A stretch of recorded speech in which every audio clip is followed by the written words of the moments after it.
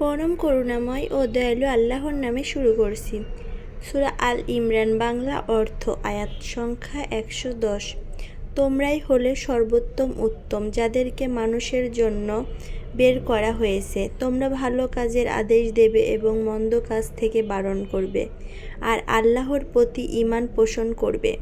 আর যদি আহলে কিতাব ঈমান আনত, তবে অবশ্যই তা তাদের জন্য কল্যাণকর হতো। তাদের কতক ঈমানদার, তাদের অধিকাংশই ফাসিক।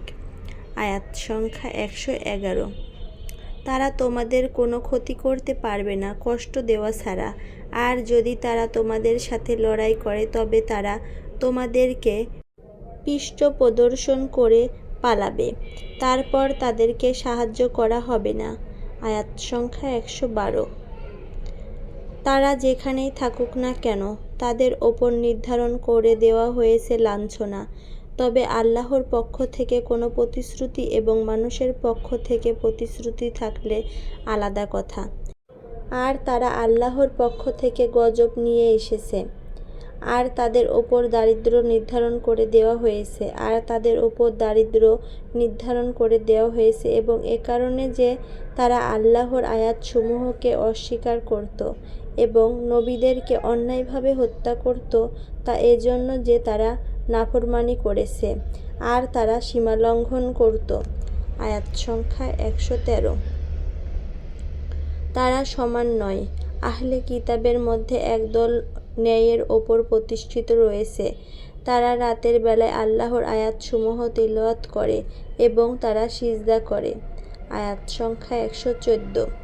তারা আল্লাহ ও শেষ দিনের প্রতি ঈমান রাখে এবং তারা ভালো কাজের আদেশ দেয় ও মন্দ কাজ থেকে নিষেধ করে। আর তারা কল্যাণকর কাজে দ্রুত ধাবিত হয় এবং তারা নেককারদের অন্তর্ভুক্ত।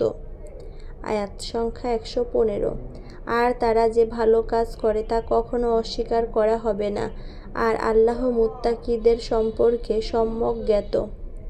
আয়াত সংখ্যা ১১৬। নিশ্চয় যারা কুফরি করে আল্লাহর বিপক্ষে, তাদের ধন সম্পদ না তাদের কোনো কাজে আসবে আর না তাদের সন্তানাদি, আর তারা আগুনের অধিবাসী, তারা সেখানে স্থায়ী হবে।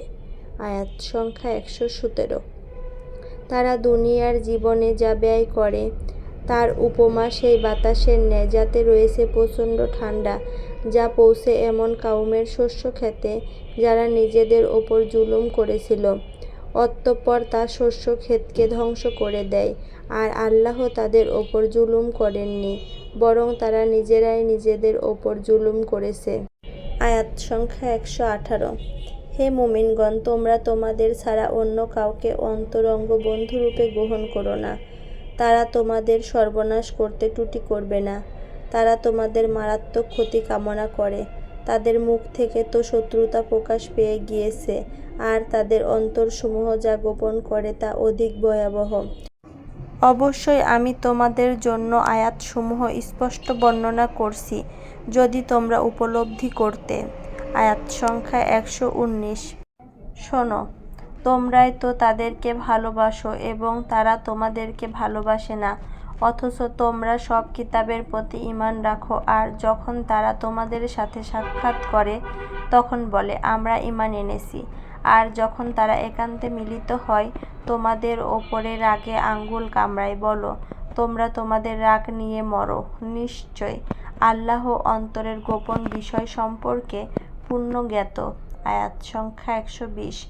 যদি তোমাদেরকে কোনো কল্যাণ স্পর্শ করে, তখন তাদের কষ্ট হয়, আর যদি তোমাদেরকে মন্দ স্পর্শ করে, তখন তারা তাতে খুশি হয়। আর যদি তোমরা ধৈর্য ধরো এবং তাকওয়া অবলম্বন করো, তাহলে তাদের ষড়যন্ত্র তোমাদের কিছু ক্ষতি করবে না। নিশ্চয় আল্লাহ তারা যা করে তা পরিবেষ্টনকারী।